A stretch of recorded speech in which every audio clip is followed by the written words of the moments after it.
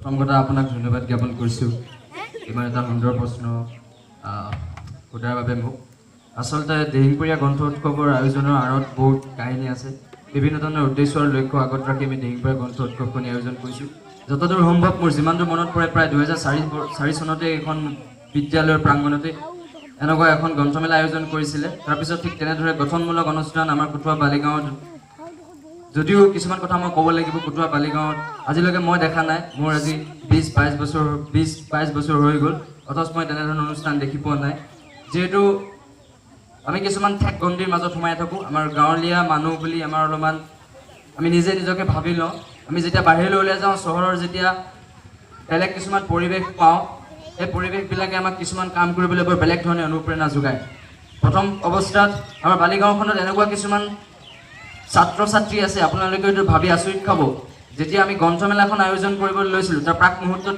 এজন ছাত্ৰই মোক সুধিছিলে যে গ্ৰন্থমেলা মানে কি কিন্তু মই সেই ছাত্ৰজনক মাতি আনি সুধিছিলোঁ তুমি ৱাইন শ্বপ মানে কি বুজি পোৱা ছাত্ৰজনে বুজি পায় তুমি কম্পিউটাৰ মানে কি পোৱা ছাত্ৰজনে বুজি পায় তুমি মদ মানে কি বুজি পোৱা বুজি পায় কিন্তু গ্ৰন্থমেলা মানে কি বুজি নাপায় এনেকুৱা এটা অৰাজকতাৰ পৰিৱেশত আমি ভৰ্তি আছোঁ বৰ্তমান আমাৰ গাঁওসমূহ ভৰ্তি আছে গতিকে এটা বৌদ্ধিক মানসিকতাৰ বিকাশ কৰাৰ উদ্দেশ্যে ছাত্ৰ ছাত্ৰীসকল আৰু সমগ্ৰ কুটুৱা অঞ্চলৰ জনমানসত এটা বৌদ্ধিক চিন্তা চেতনাৰ উন্মেষ ঘটোৱা মানসেৰে আমি দিহিঙপুৰীয়া গ্ৰন্থ উৎসৱ আয়োজন কৰিছিলোঁ আমি ইয়াৰ লগতে আৰু এটা কথা কওঁ আমি কেৱল এইখন গ্ৰন্থ উৎসৱ আয়োজন কৰিয়ে আমি এনেদৰে আজি কেৱল 365 দিনৰ দুদিন এই দিনটোত সময় দিয়ে আমি কেতিয়াও সমাজ চেঞ্জ কৰিব নোৱাৰোঁ সমাজ পৰিৱৰ্তন কৰিব নোৱাৰোঁ গতিকে আমি সমাজ যদি পৰিৱৰ্তন কৰিব বিচাৰোঁ তেতিয়াহ'লে আমি প্ৰত্যেক বছৰে এনেধৰণৰ গঠনমূলক অনুষ্ঠান পাতি যাব লাগিব ছাত্ৰ ছাত্ৰীসকলক উঠি অহা প্ৰজন্মবিলাকক আমাৰ অনুজসকলক আৰু অগ্ৰজসকলৰ আদৰ্শলৈ অনুজসকলক অনুপ্ৰাণিত কৰিব লাগিব বিভিন্ন ধৰণৰ অনুষ্ঠান প্ৰতিষ্ঠানমূলক ভাগ ল'বৰ কাৰণে আৰু তেনেধৰণৰ উদ্দেশ্য আগত ৰাখিয়ে আমি এই গ্ৰন্থমেলা আয়োজন কৰিছোঁ আৰু তাতকৈ এটা ডাঙৰ কথা কি মই অলপমান সময় ল'ব বিচাৰিছোঁ কাৰণ এই গ্ৰন্থমেলা আয়োজনৰ আঁৰ বুলি ক'লে মোৰ বহু কথা ক'বলৈ মন যায় মহাত্মা গান্ধীৰ এটা খুব ধুনীয়া উক্তি আছিলে যে if you play with dust you will become dirty but if you play with flower you will get fragrance আপুনি যদি आप फूलों के साथ खेलेंगे आप गंदा बनेगा और आप फूलों के साथ खेलेंगे आप सुगंध मिलेगा যদি আপুনি ধূলিৰ লগত খেলে তেতিয়া আপুনি লেতেৰা হ'ব আৰু যদি আপুনি ফুলৰ লগত খেলে তেতিয়া আপুনি ধুনীয়া হ'ব এই কথাষাৰ সৰুগত কৰি মই ভাবোঁ এই কথাষাৰ গ্ৰন্থমেলা উৎসৱৰ লগত খুব ধুনীয়াকৈ খাপ খাই পৰিছে এইকাৰণে বিশেষকৈ আমাৰ গাঁওখনৰ পৰিৱেশটোৰ ওপৰত ডিপেণ্ড কৰি কথাষাৰ ক'ব বিচাৰিছোঁ যে আমাৰ আপোনালোকে ভাবিছেনে আমাৰ চাৰিওফালে যিবিলাক ছাত্ৰ ছাত্ৰী যুৱ উশৃংখল হৈছে ছাত্ৰ ছাত্ৰীবিলাক ফুল বুলি এপাহ আমি কেতিয়াও ফুলৰ লগত এতিয়ালৈকে খেলিবই পৰা নাই আমি ধূলিৰ লগত খেলি আছোঁ চাৰিওফালে চব বেয়া দৰ্শন লুণ্ঠন কুটাঘাত কিবা কিবি এইবিলাক আপোনালোকে সচৰাচৰ শুনি থাকে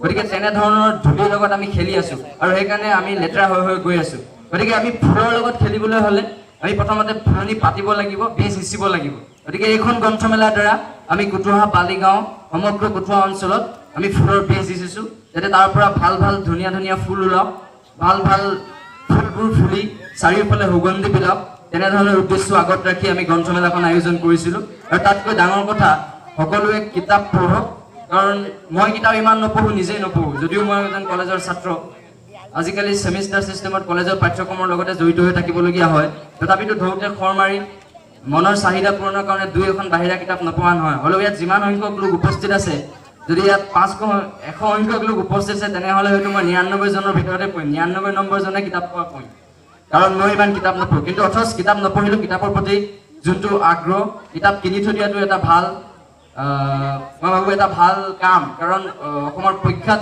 বৰ্তমান সাম্প্ৰতিক কালৰ এগৰাকী বুদ্ধিজীৱী হোমেন বৰগোহাঁইসকলে জানে হোমেন বৰগোহাঁই দেৱে এদিন এটা সাক্ষাৎকাৰত কৈছিল যে তেখেতৰ পিতৃয়ে সেই সময়তে পিতৃ ইমান শিক্ষিত নাছিল তেখেতৰ পিতৃয়ে এখন কিতাপ কিনি থৈ গৈছিলে প্ৰায় 2500 টকাৰ দি প্ৰায় 2500 টকীয়া এখন কিতাপ কিনি দিছিলে কিন্তু সেই কিতাপখনৰ দাম এতিয়া 52,000 সেইখন কিতাপ হোমেন বৰগোহাঁইৰ হাতত আছে গতিকে আমি ভাবোঁ কি কিতাপ নিকিনি কিতাপ কিনি আমি নপঢ়িলেও কিতাপ কিনি কিনে থৈ দিয়াটো এটা যথেষ্ট ভাল কাম কাৰণ আমাৰ আহিব লগা পূৰ্বপুৰুষসকলে ইয়াক ব্যৱহাৰ কৰিব পাৰিব আৰু আশা ৰাখিছোঁ যাতে এই গ্ৰন্থমেলাৰ জৰিয়তে আমি কিবা নহয় কিবা এটা কুটুৱা বালিগাঁওবাসীক অথবা কুটুৱা অঞ্চলৰ সমগ্ৰ ৰাইজক কিবা নহয় কিবা এটা দিবলৈ চেষ্টা কৰিছোঁ যাৰ জৰিয়তে আমি সমাজখনৰ 100% ভিতৰত 0.01% হ'লেও পৰিৱৰ্তন আনিব বুলি আশা ৰাখিছোঁ আৰু এই উদ্দেশ্যটো আগত ৰাখি আছে। মেইন উদ্দেশ্য হৈছিলে আমাৰ কুটুৱা বালিগাঁওবাসীৰ মাজত, কুটুৱা ছাত্ৰ ছাত্ৰীসকলৰ মাজত কিতাপ যে পঢ়িব লাগে তাৰ এটা স্পৃহা জাগি উঠক, আৰু তাৰ মানসিকতাই আমি গ্ৰন্থমেলাখন আয়োজন কৰিছিলোঁ। আপোনালোকে সহায় সহযোগ আজি খুব ধুনীয়াকৈ দিছে।